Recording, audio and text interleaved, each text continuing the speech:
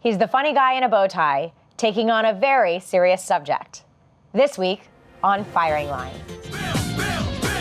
Bill Nye the Science Guy. He introduced a generation of children to the wonders of science. Some of the electrons jump off. But now, Bill Nye is changing his message and his style. What I'm saying is the planet's on fire.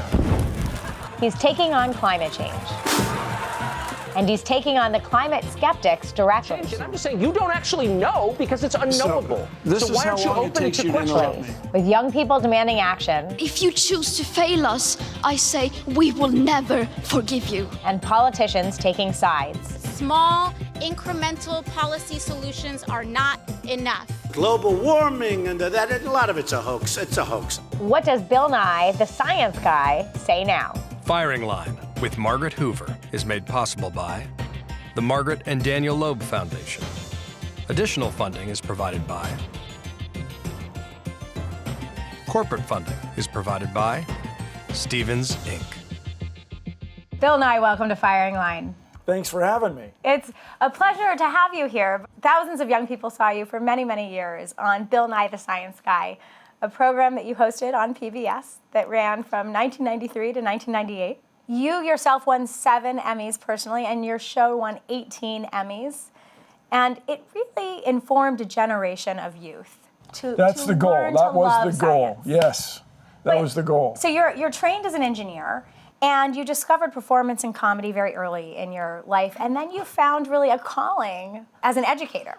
Yes, but also I was very concerned. I mean, understand, as a guy born in the U.S., an engineer, I was very concerned about the future of the United States. I just thought the U.S. is going to heck, and the key to our future is technology derived from science. And so I was a young guy, and I just realized that young people are the future. I want to play you a clip of your cameo appearance on John Oliver's program back in May. Let's take a look. That was fun. Do you have a fun experiment for us? Here, I've got an experiment for you. Safety glasses on. By the end of this century, if emissions keep rising, the average temperature on Earth could go up another 4 to 8 degrees. What I'm saying is the planet's on fire. There are a lot of things we could do to put it out. Are any of them free? No, of course not. Nothing's free, you idiots. Grow the up. You're not children anymore. I didn't mind explaining photosynthesis to you when you were 12, but you're adults now, and this is an actual crisis. Got it? Safety glasses off.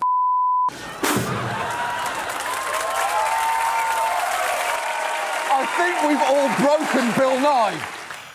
So, I just want to say, that's objectively funny. Even though I was the guy on the TV, that was pretty funny. But the point of it is serious. Heck yes. Right. Oh man, I've been talking about climate change. You know, my first kid's book, published in 1993, is a reference to the greenhouse effect and how serious this could be.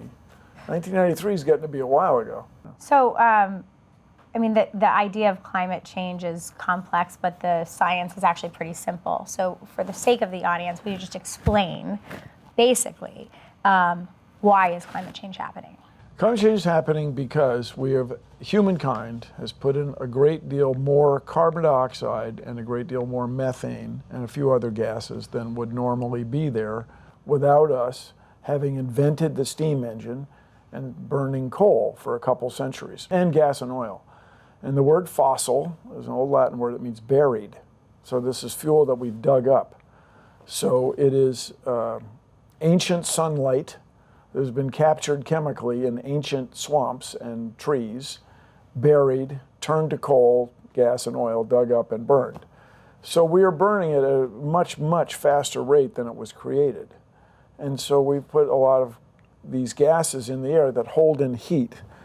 And this, you know, at this level, this is not rocket surgery. People have been talking about this for decades. James Hansen testified in front of Congress in 1988, U.S. Congress, in 1988 about this. Jim Hansen did testify in 1988. He was testified in front of a Senate panel, and the next day, it was on the cover of the New York Times, which was the first time climate change was actually reported on as a leading story. So let's talk about how climate change is showing up now. Well, a couple things that have been predicted for a long time are happening. First of all, the world's getting warmer. 2016 was the warmest year, but it looks like 2019 will be the warmest year. But the other thing that's happening now that's everybody's goal in climate science has been to tie extreme weather events like hurricanes, like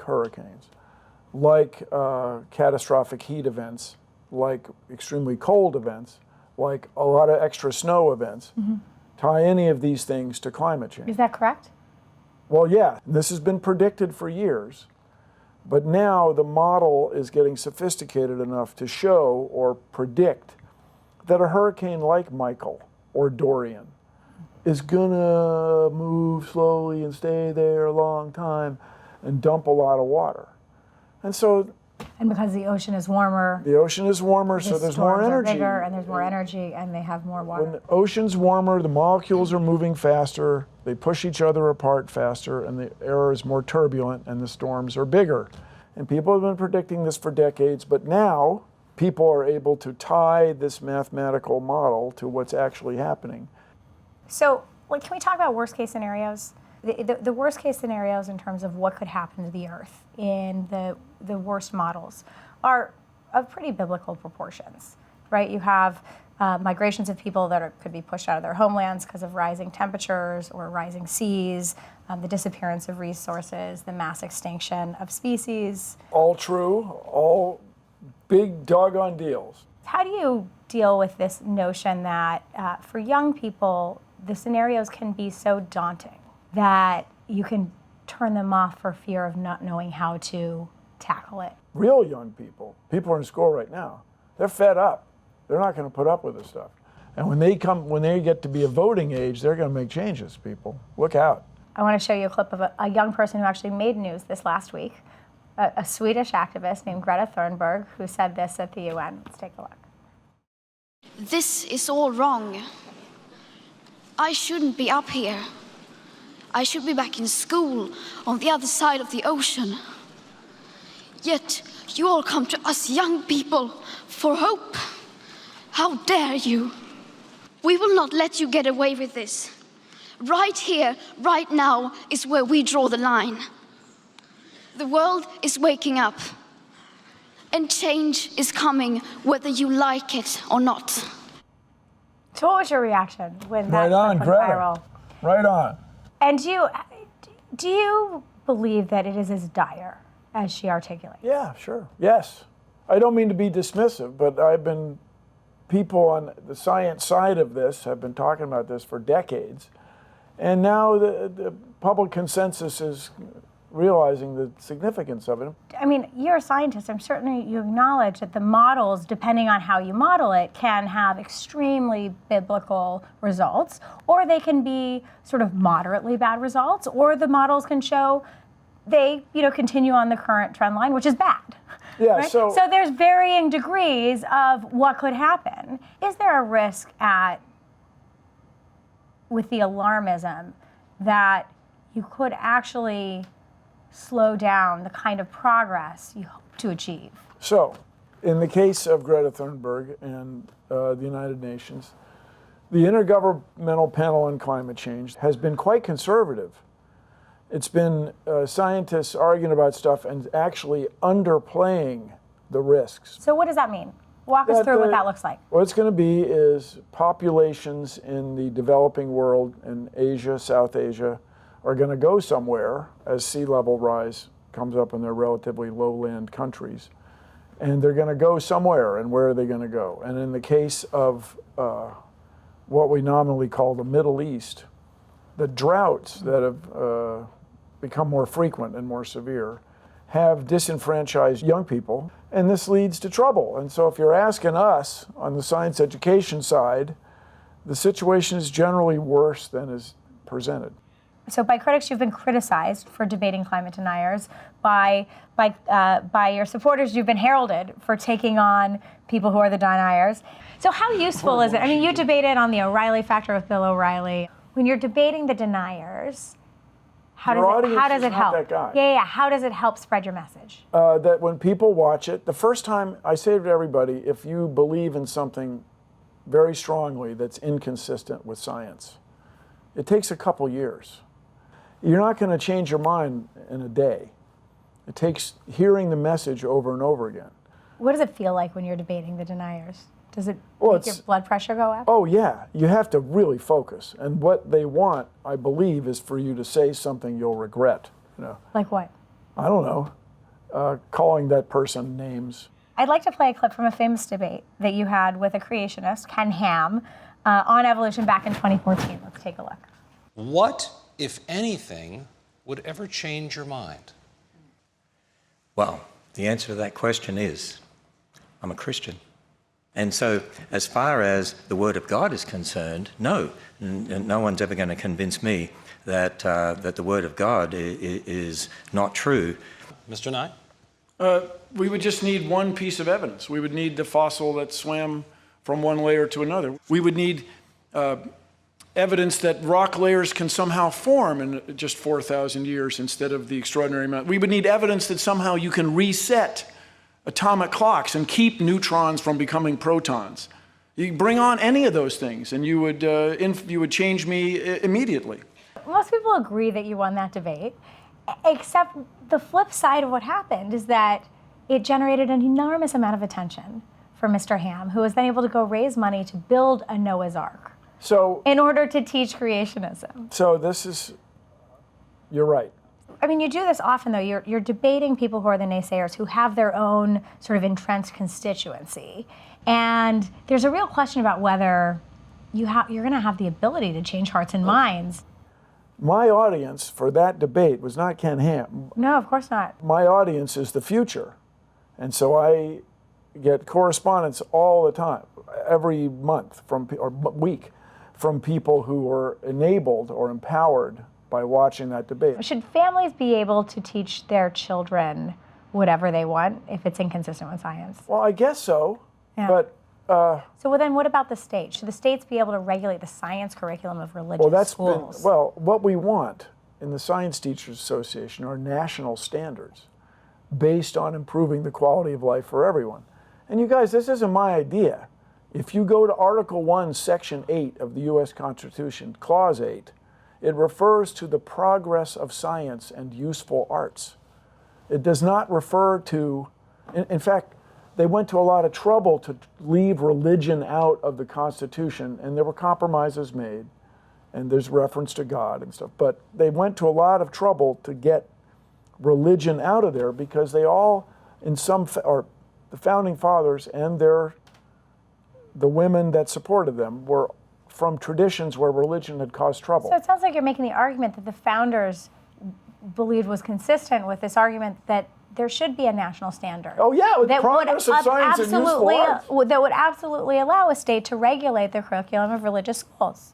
Well, what we want are national science standards. So if you go to a school and they teach you one thing about religion, about the age of the earth, but you have to pass a national test or the equivalent of a national test where it features accepted science, then we want you to at least get the right answers when you take the test. Right. So you're in favor? Well, sure. But are you uncomfortable saying that the state should be able to mandate a certain set of standards? Well, it for just ticks people off when you tell them what to do. You want to sell them on the idea that science, vaccinations, addressing climate change, electrifying all ground transportation, providing clean water, renewably produced electricity, access to the internet, raising the standard of living of women and girls around the world is in everybody's best interest. So even if it ticks them off, it's worth doing? Well, what if they don't buy the idea? Okay, well, so you want to show them the evidence repeatedly. And hope that they voluntarily choose to incorporate it. Make an argument that they will eventually embrace. Do you think that Ken Ham is going to voluntarily embrace that No, argument? but I think he will have fewer and fewer recruits over the coming decades. Bill predicts that in the next 20 years, science will win out. Not in the next 2 years, but in the next 20. All right, so I want to read you a tweet from President Trump. Brutal and extended cold blasts could shatter all records, all caps. Whatever happened to global warming? How would Bill Nye debate President Trump? Changing his mind, well, his mind changes quite frequently, but the problem is apparently whoever he spoke with last influences him. So what I would say is ask your daughter about climate change. That's how I would get to him. And this is what I say all the time about Joe Bastardi, Mark Morano, to name some names. What will your kids and your grandkids say to you? And this is what Greta Thunberg's message is. We're fed up, people. We're 16 years old. We're not going to put up with this anymore, you guys. In 1990, William F. Buckley Jr., who hosted this program, right? Yes, he actually, maybe it was early to this debate for conservatives, he invited a leading environmentalist and a leading major coal producer to the program to debate the pros and cons of coal. I want you to take a look. When you burn coal or oil or natural gas, although in smaller quantities, you put out carbon dioxide, which is not in the short term toxic, but which does expose us to a risk of basically destabilizing global climate. And that's a cost. You can argue about how big a cost it is, and I think that's a reasonable argument. We don't know exactly. But we think the lesson of what happened with acid rain is... We being the Sierra Club? The Sierra Club, and I think environmentalists in general, that when we see a problem like this, we ought to begin buying a small insurance policy early instead of waiting until we have a crisis. The problem we have with acid rain is it's going to be much more expensive to clean it up now than it would have been if we had started in 1981 when we first became aware of the problem and put in place a modest program at low costs that could have protected the environment over a longer period of time and at a much lower total cost to the economy. But that's not the way we do things. We like to wait for the crisis, and then we have a crisis That's not the solution. Sierra Club, right? No, but that's the American way. That's the American way. I mean, with respect to, is that where we are with global warming? I mean, is that the American way, in your view, that we have to wait until it's really a crisis, till global warming is really a crisis before we get serious about it? No. The really amazing thing about the current administration, to me, is the number of people that the president will be able to find who are like-minded in anti-climate change and pro-fossil fuel industry and anti-environment. Do you think that we're making progress in terms of understanding that climate change is a real issue facing the world? Oh, absolutely. The polls, and all I do is read them, I don't conduct them. There's something 80% of the U.S. population is concerned about climate change. So here's a claim for you to evaluate. In 2020, a conservative might be able to run for president who does not have a climate policy. No climate policy, just ignore it. 2020, could be. 2024, maybe. But in 2028, everybody's going to have a climate policy, conservative and progressive. I think it's going to happen sooner than that. If you look, it seems to me that attitudes are changing. If 66% of Americans believe climate change is caused by human activity, certainly I can understand why you would think the current leadership of the Republican Party wouldn't be interested in a climate agenda or running on a climate platform. But even major oil corporations, ExxonMobil, have come out in favor of a carbon tax. That would be great. They're in favor of a carbon tax. You have Republican secretaries of previous administrations, from James Baker to George Shultz to Hank Paulson, arguing in favor of a carbon tax and as a conservative approach to addressing climate change. Just careful how the oil industry has couched the carbon tax. But ideas, isn't that but even if they're in favor of it? I'm sure you would probably quibble with some of the details. Doesn't it demonstrate it'd be great. a change in attitude? The word tax is a fabulous word, but Justin Trudeau, Prime Minister of Canada, got in huge trouble for accidentally saying the word tax. Right? So how about the word fee? It's a 3-letter word. We'll have a carbon fee. So when you produce carbon, when your business produces carbon, the cost of your product goes up a little bit.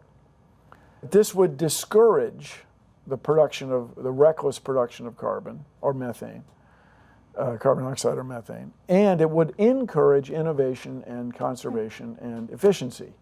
And this is the free market. This should be a wonderful, happy thing. So, it seems to me that the debate has shifted, at least amongst sort of thinking engaged policymakers, away from sort of the dynamic of the Bill Nye, Ken Ham, believe or not believe, to this is happening, and the debate is really how do you mitigate it and tackle it, and the varying degrees to which one should spend money on doing it, how quickly or expeditiously or over more of a long-term incremental phase. It seems to me that that's the dynamic of the debate now, rather than the dichotomy of the deniers. Well, I hope you're right, but the current administration has just found all 24 deniers that still walk the earth, and so they all got them working for them. And as you point out, this can't last. You can't deny science, for very long without it catching up with you.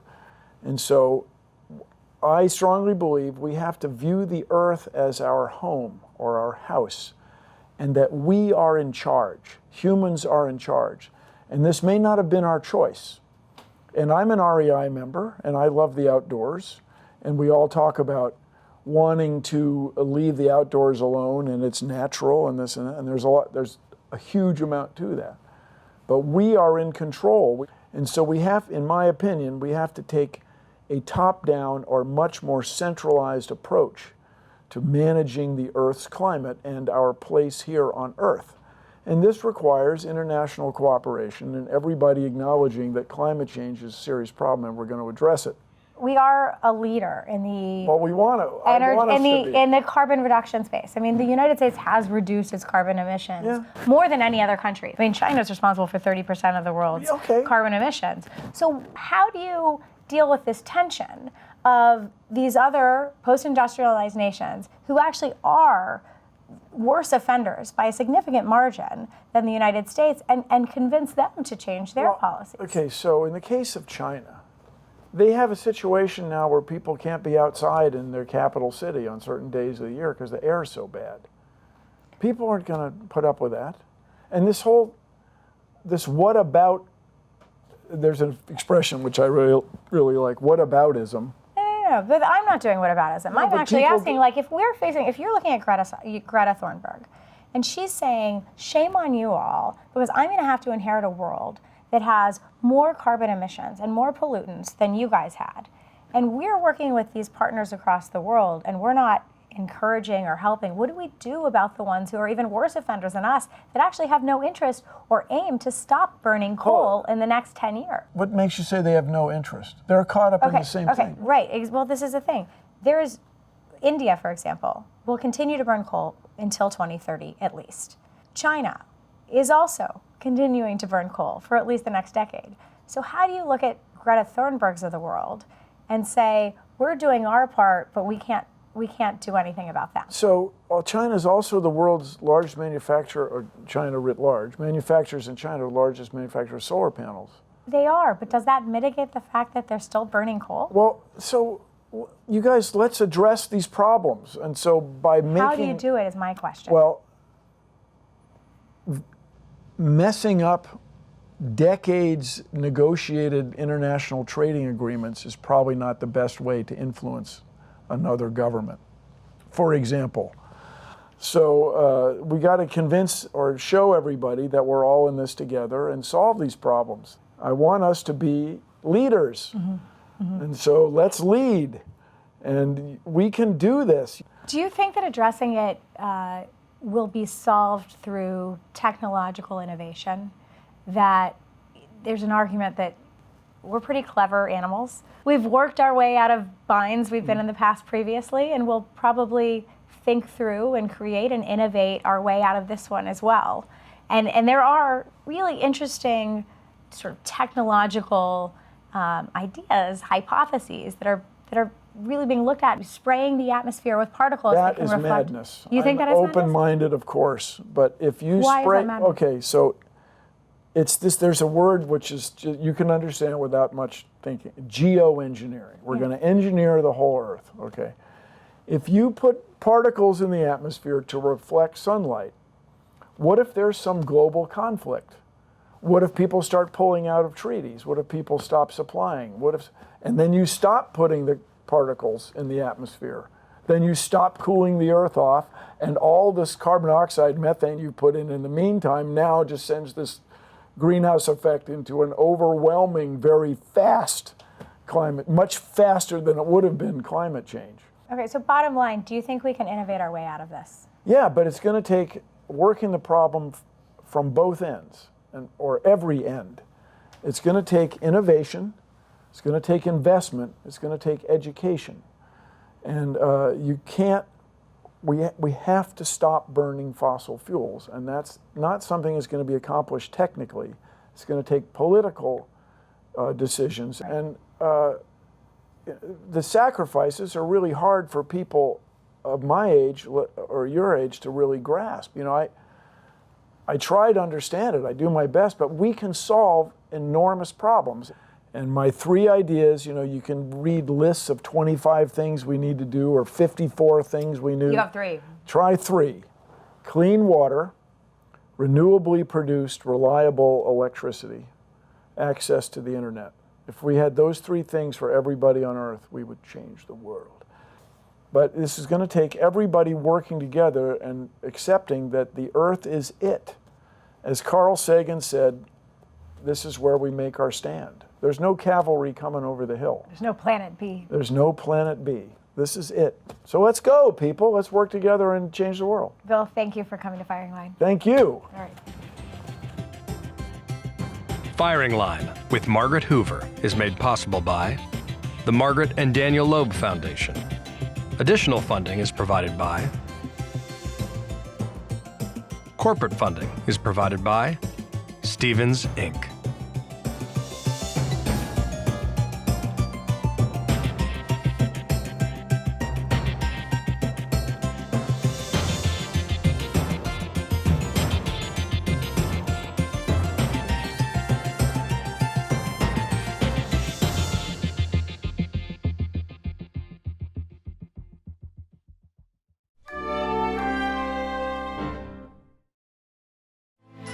You're watching PBS.